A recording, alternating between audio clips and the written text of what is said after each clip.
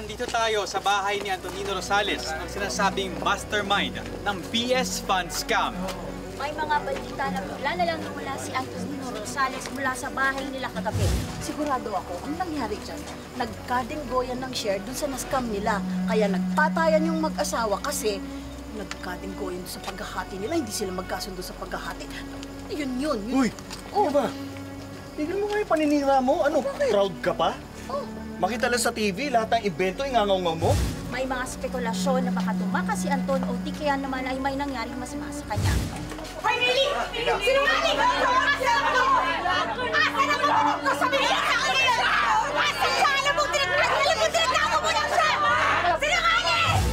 Baka pinanonood ang asawa ninyo ngayon. Ano po ang masasabi niyo sa kanya?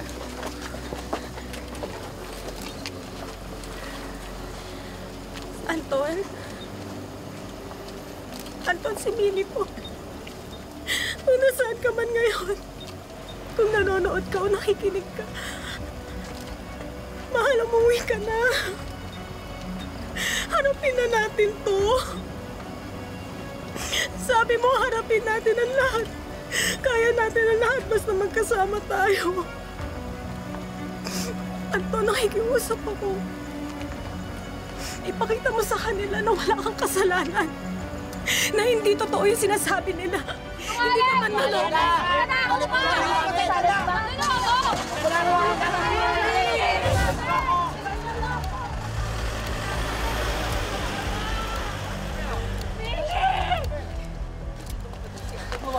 Yan ang latest dito sa bahay ng mga Rosales. Nakilala niyo si Anton sa kanyang vlog. Attention, it's Anton sa Qatar. And it's been a few months since sumabog ang BS Fund Scam. Ngayon, isa na lang ang tanong ng lahat. Where is Millie Rosales' missing husband? Wala ka ba talagang natatandaan nung gabing nawala si Anton Rosales? Wala po talaga. Wala ka man lang narinig na struggle? Hindi mo ba naisipang bumaba para alamin kung ano nangyayari sa kanya? Paulit-ulit na lang po yung tanong niyo, sir eh. Diba sinabi ko na nga po, wala po talaga akong narinig. Hindi po ako nakatayo dahil nakainom po ako. Bakit kayo uminom ng gabing yan? Nag-celebrate po kasi kami. Celebrate? Dahil sa nakamkam niyong pera?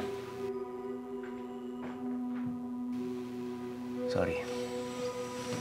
Wala kaming nakamkam na pera ng asawa ko.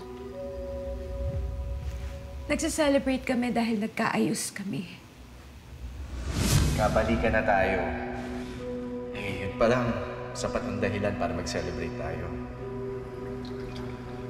Di ba sabi mo nga, basta magkasama tayo, kaya natin ang lahat ng bagay. Kaya wag na tayo maghiwalay, ha?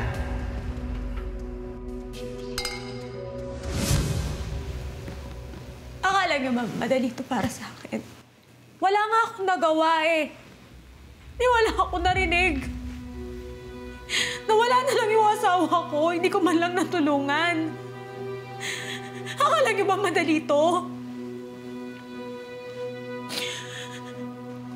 Dinampot nila si Anton, kinuha nila sa bahay, pero wala akong nagawa. Hindi ko man lang natulungan si Anton. Wala akong nagawa, wala. Hindi pa ba kami pwede umuwi ni Millie? Kailangan namin makuna ng statement si Ms. Rosales para sa investigasyon. Sir, wala na akong mabibigay na ibang impormasyon sa inyo maliban dun sa mga sinabi ko. Basta ang natatandaan ko lang, nagising ako isang umaga. Nakita ko magulo na yung bahay. May dugo na sa sahig. Nawawala na yung asawa ko. Sige. Hanggang dito na lang muna tayo. Sir, please. Please. Gawin niyo po yung trabaho niyo, please. Tulungan niyo naman po ako. Hanapin niyo naman po si Anton. Kasi baka duguan po ngayon yung asawa ko. Baka kailangan niyo po talaga ng tulong. Hanapin niyo po si Anton.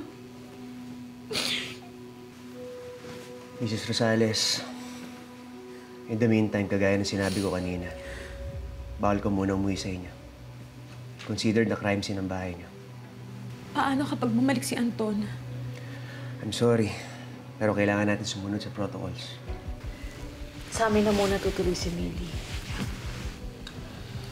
Good. Huwag kang mag-alala. Masasamahan kita sa tao para makakuha ka ng gamit sa bahay niyo. Pero yun na muna ang huli.